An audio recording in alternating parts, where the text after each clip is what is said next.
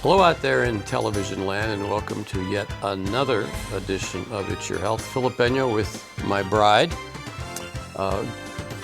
going through a journey here of healthcare issues to hopefully inform and entertain you. Make sure you check with your healthcare provider before doing any of the things that we talk about here on It's Your Health. Right, dear?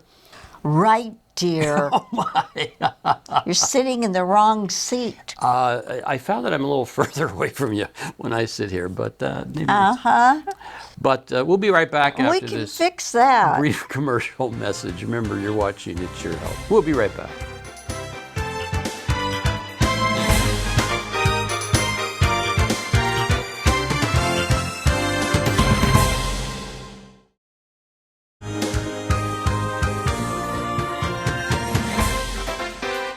Welcome back to the first segment of It's Your Health. Are you ready to start, sweetheart? Yeah. Oh, okay. So you're always looking at your nose, but your brain says you don't have to look at your nose, so it ignores seeing it. Is this like a quote that we're supposed to know? No, it's a scientific fact. That we don't see our nose? Well, we do see it, but your brain says ignore it, so you don't see it. Okay, that makes no sense. Let's do something else. All right, some headlines. Okay. What test is recommended for intermediate risk patients with stable chest pain? Well, in the old days, you would go down to the cardiac cath lab, and they would thread a catheter through an artery up to your heart and squirt dye in it. However, today they are now doing a CCTA, cardiac computed tomographic angiogram. They actually inject the dye into a vein. It works its way up to the heart, and they get great resolution of your coronary arteries, and it can determine whether or not you should be treated medically, or do you need a stent, or perhaps surgery. Wow, that sounds like a lot better. Much better. Okay, second one. Does regular dietary supplementation with multivitamins reduce the risk of premature mortality? In fish, because that's what you're feeding.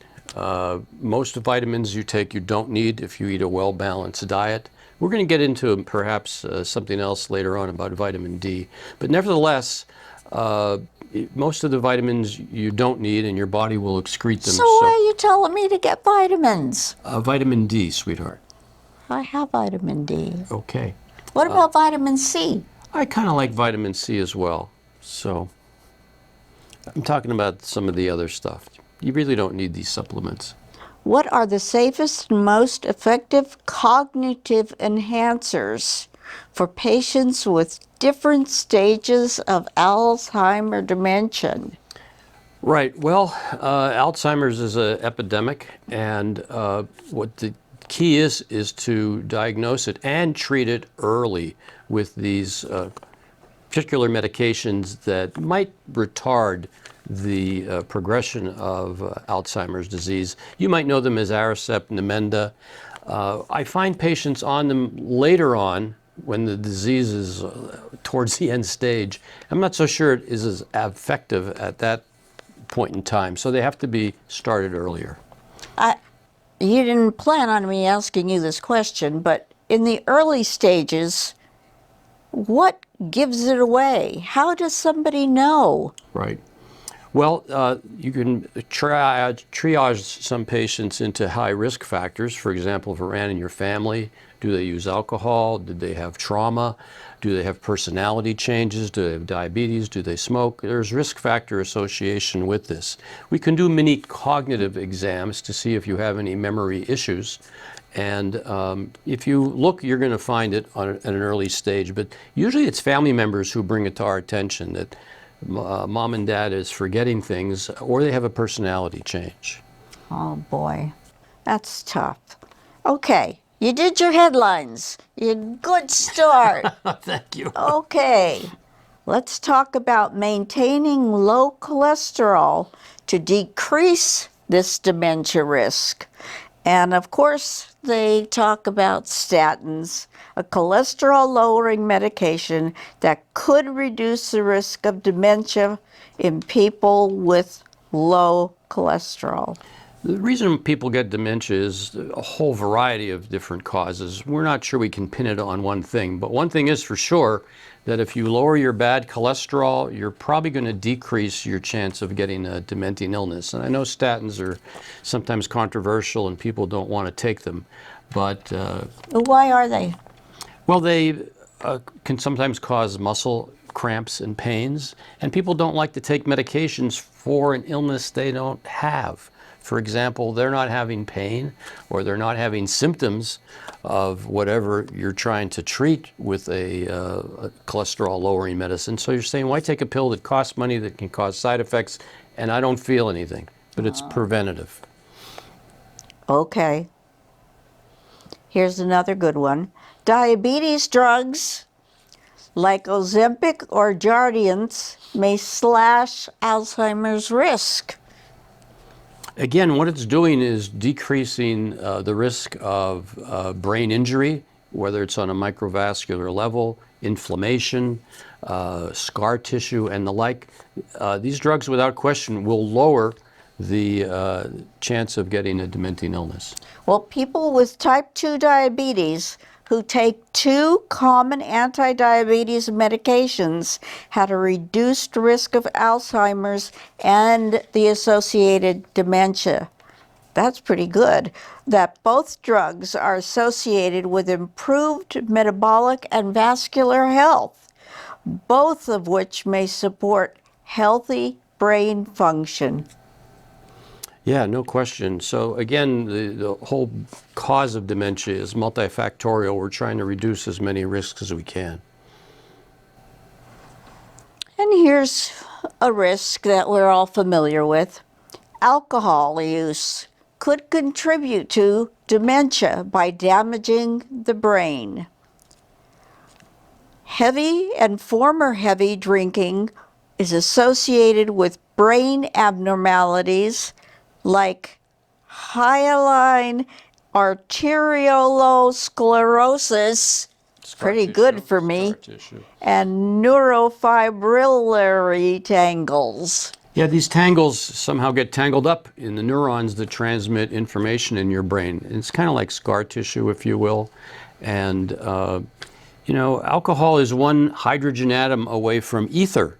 So what does ether do? It kind of puts you out. And alcohol, of course, can have damaging effects not only to your brain, but to other parts of your body.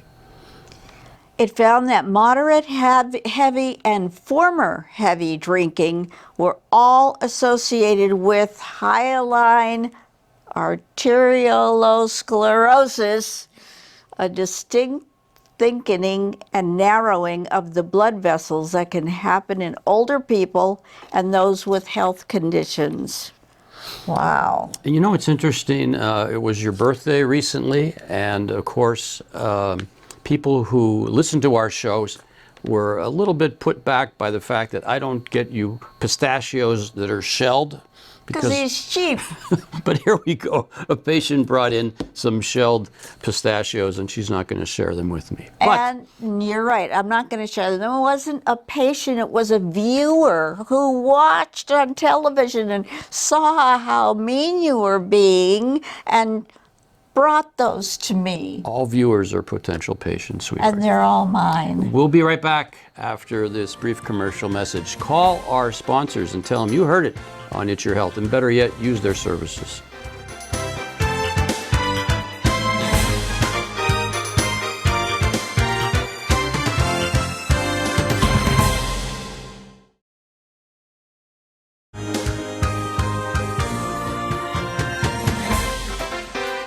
Welcome back to the second segment of It's Your Health. Philip Benyo with my bride.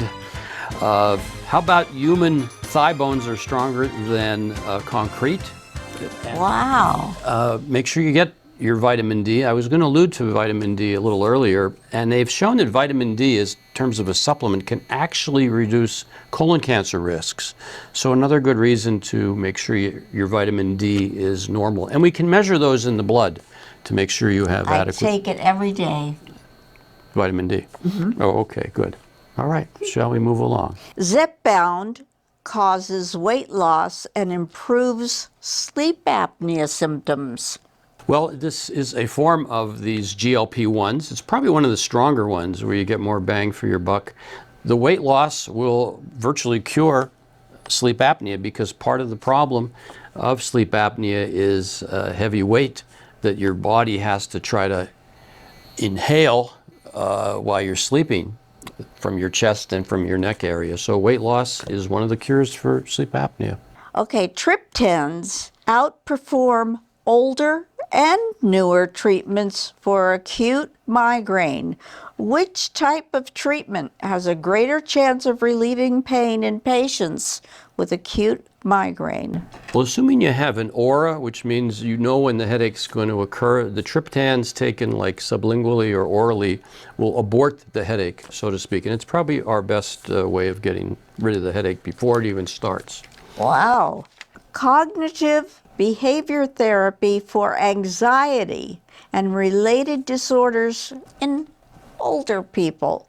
Anxiety and related disorders, including panic disorders, generalized anxiety disorder, social anxiety disorder, specific phobias, obsessive compulsive disorder, and post-traumatic stress disorder are common for older people.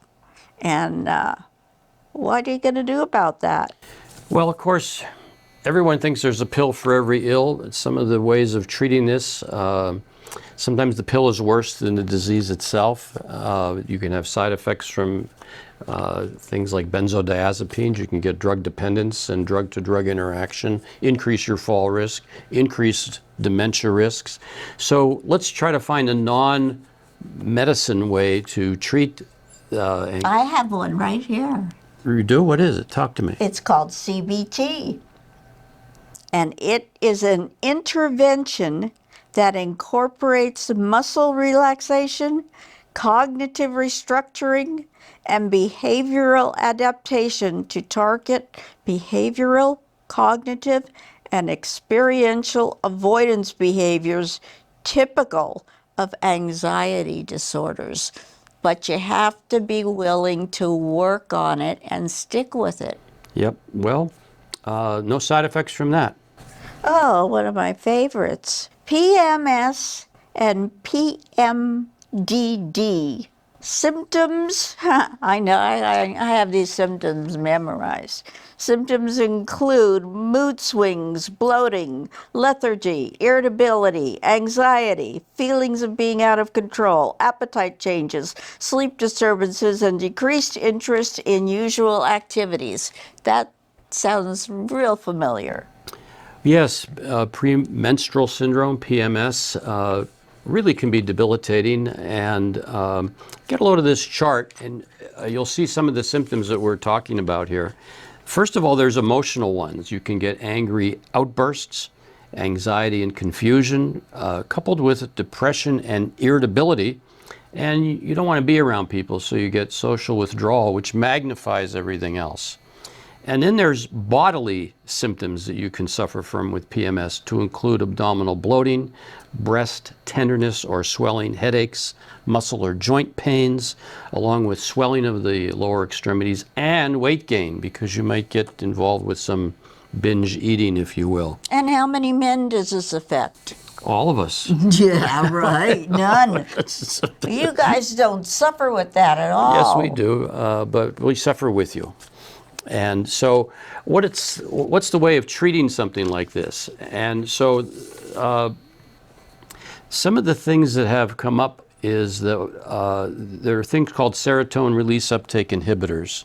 I've heard of those. Prozac, Paxil, Zoloft, non-addictive and taken in low dose. That has probably been your best way of reducing, if not eliminating, some of these emotional and bodily symptoms with PMS.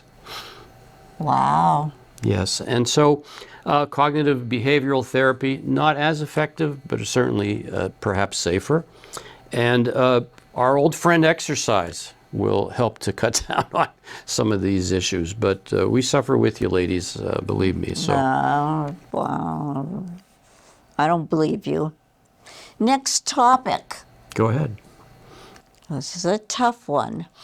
Measles. Oh, More than 800 cases in 2025. There are most cases in Texas, but believe it or not, there are some in Pennsylvania. right. So if you're vaccinated, there shouldn't be a problem unless your vaccination was weak and did not take, which can happen. And so patients come to us and say, well, what's my risk of getting measles? And we can do a blood test, an IgG antibody test, to see if I had that. see if you ever had measles or see if the vaccination took. So if you're concerned about that, you can get tested to see if you need a measles vaccine. 97% of cases were people who either were never vaccinated or don't know their vaccination status. So very few people who were vaccinated should have a problem. In theory, yes. Yes. People who eat quickly have the highest risk of obesity. How fast is too fast? Well, I think some of the other countries actually take at least an hour to have a meal. And that's part of the fun of going to a restaurant. You can't really necessarily eat fast. Things come to you in stages, if you will. But you should try to eat 20 minutes or more. And there's a good reason for that. If you eat fast, you're going to eat more. Listen, another patient slash friend who saw us on It's Your Health, I was complaining that I'm not sure if you had a cold sore, we could find these milk of magnesia tablets, and voila, here we go. A present. I can't say I recommend it to everybody, but in the olden days when you had a cold sore, you put one of these tablets on the cold sore and it kind of made it go away. Kind of like us. So we're going to come right back after this brief commercial message. You're watching It's Your Health. Okay.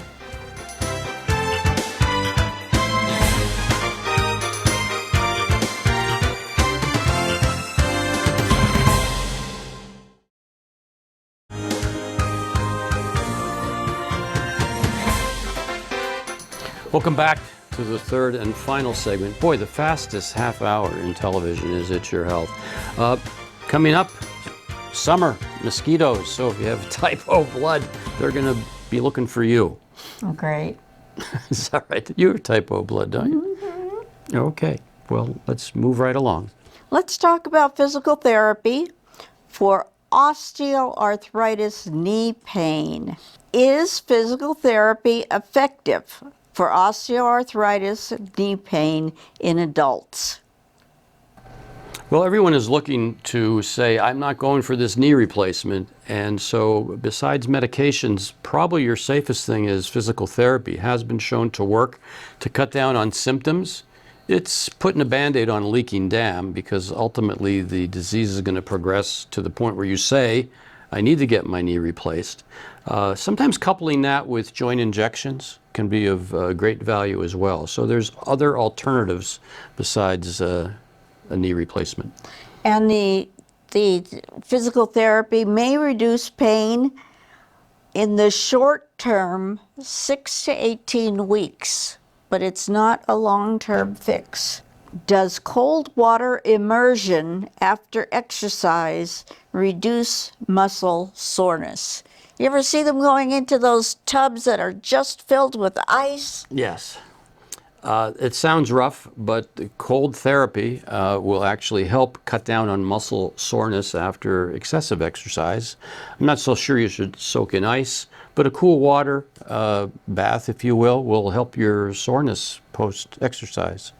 The best amount of time, 10 to 15 minutes, they recommend. Yep, sounds like a plan. I don't think I want to do that. We have to exercise first, sweetheart, in order to be. Oh, well, then forget that. Okay. High salt diets may contribute to depression. Listen to this. A study found that mice who consumed a high salt diet developed depression. How did they know that those mice were depressed? You probably asked them. But they're not going to answer. Well, they've somehow discovered that they can detect depression in mice. In mice. Okay, well, let me. Following a healthy diet and avoiding components like junk food may help decrease depression Well, in mice. I've always felt salt is poison. It really should be off the table for that and other reasons. Oh, is that why it's off our table? That's why it's off our table. You don't know where our table is, but it's off it. Don't worry. I used to know where it was. Okay. Do you want to reach 70 plus without a chronic disease? Eat plants and avoid processed food. Following a diet rich in fruits and vegetables, we keep hearing that over and over, but very low in processed food and red meat, raises the chance of being healthy at and past age 70. It's a recurrent theme, isn't it? Stay away from the ultra-processed, plant-based Mediterranean diet coupled with exercise is the key. That's what it says. What most of the diets, there are different ones, have in common, they were rich in fruit and vegetables, whole grains, unsaturated fat, nuts, legumes, and then low in processed meat, sugar, and trans fat. Lower cholesterol and blood pressure and decreased risk of heart disease or cancer. The Food and Drug Administration just recently approved the first drug in a new class of antibiotics for treating urinary tract infections, UTIs. That's the first time in 30 years. The problem is the bacteria that commonly cause the problem are increasingly becoming resistant to the standard antibiotics, making treatment more difficult. Well, it's part of what we call antibiotic stewardship. You know, people want an antibiotic for almost everything, and we really need to say this is appropriate or not for antibiotic use. So we're kind of paying that price for overprescribing. Now we have bugs that are smarter than the pills. A lower calorie Mediterranean diet combined with exercise helped older women lose weight without causing bone density loss. Weight loss, especially quick and significant, reduces bone mineral density and increases the risk of fracture. Older women are more prone to bone loss due to drops in estrogen during menopause. Well, that's one of the concerns with GLP-1s, Ozempic-like medications, where you have weight loss that's rather quick. It's not going to take just fat. It's going to take maybe some protein and maybe some of your bone along the way. So you have to be very careful, exercise, make sure your vitamin D levels are where they should be. And you might be eligible for a DEXA scan, taken every 2 years in a Medicare patient. Don't hurt at all. It'll tell us where your bone health is and whether you need an intervention or not. Risk for bone loss depends on many factors, such as age, body weight, physical activity levels, and diet. Hormonal changes associated with weight loss, such as lack of calcium and vitamin D, contribute to bone loss. There's that vitamin D again. Yep, big issue. Everyone in northeastern Pennsylvania is vitamin D deficient. It really is, because we don't see the sun for 6 months. Ever. And we're not really getting out very much as well. Yeah, we did okay though. We're starting to get out now that the weather's nicer. True, and happy Easter to those who celebrated that holiday, and hopefully we usher into spring and summer. And we thank everybody for wishing me a happy birthday. Indeed. Don't mention my age. Never. Okay. Never. Well, thank you for joining us on this adventure. It was quite an adventure For today. lack of a better word. Remember, you're watching It's Your Health. Call our sponsors. Use their services. Tell them you heard it on It's Your Health. Right, dear? Always right, dear. Okay. Always right. Wow. That's a new one. I'm going to keep that on tape.